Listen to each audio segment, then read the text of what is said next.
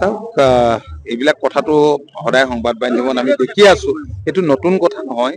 লোকসভা ইলেকশ্যনৰ আগতো দেখিছিলো, পঞ্চায়ত নিৰ্বাচনৰ আগতো দেখিছিলো, কিন্তু আপোনালোকে লোকসভা নিৰ্বাচনৰ ফলাফলো দেখিলে অসমত, আৰু পঞ্চায়ত নিৰ্বাচনৰ ফলাফলো দেখিলে।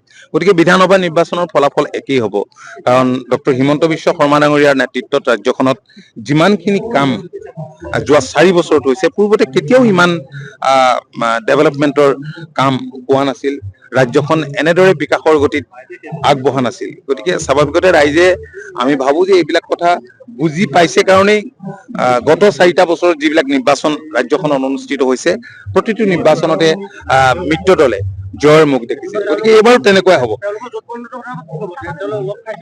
এইটোতো নতুন কথা নহয়। কিছুমান দল আছে, মই আগতে কৈছো যে কংগ্ৰেছৰ সৃষ্ট দল, গতিকে তেওঁলোকে লগ পোৱা লগ নোপোৱা কথা একেই।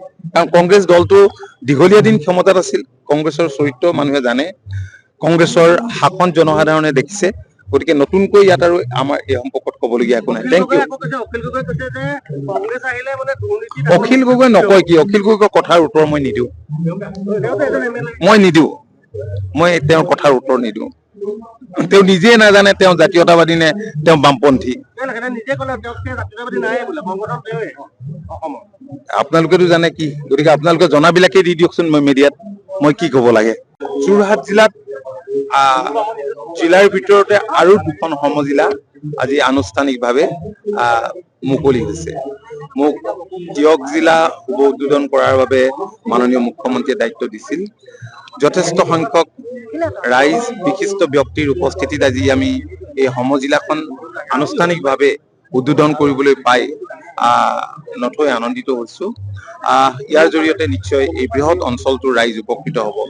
আপোনালোকে জানে যে সমষ্টি পুনৰ নিৰ্ধাৰণৰ পাছত সমষ্টিৰ আকাৰো সলনি হ'ল। দিয়ক সমষ্টিৰ আকাৰ সলনি হ'ল, দেৰগাঁও সমষ্টিৰ হ'ল, ঠিক মৰিয়নি সমষ্টিৰো হ'ল।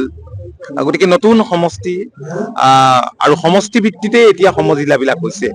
গতিকে সমজিলা হোৱাৰ লগে লগে প্ৰশাসনক ৰাইজে একেবাৰে ওচৰতে পাব। যিবিলাক কামৰ কাৰণে যোৰহাট সদৰলৈ দৌৰিবলগীয়া হৈছিল, এতিয়া আৰু দৌৰিব নালাগে।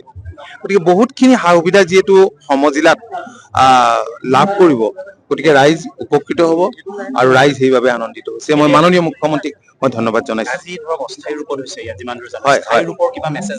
নাই, অস্থায়ী ৰূপ মানে আৰম্ভণিটো হয়তো এনেকুৱাই হ'ব পাৰে, কাৰণ খৰতকীয়াভাৱে আচলতে গোটেই কামখিনি যিহেতু কৰিবলৈ লোৱা হৈছে, এয়া আৰম্ভণি, শুভ আৰম্ভণি নিশ্চিতভাৱে হ'ব।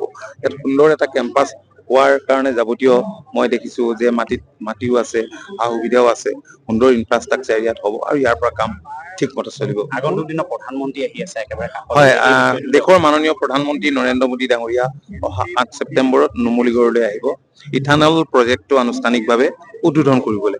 আজি সেই সম্পৰ্কত মাননীয় মুখ্যমন্ত্ৰী ডক্টৰ হিমন্ত বিশ্ব শৰ্মা ডাঙৰীয়াই দেৰগাঁৱত এখন সভাৰ আয়োজন কৰিছে। সেই সভালৈকে আমি এতিয়া যাম। যিকোনো খবৰৰ বাবে যোগাযোগ কৰক 7099017330 লগতে 7099017110 নম্বৰত।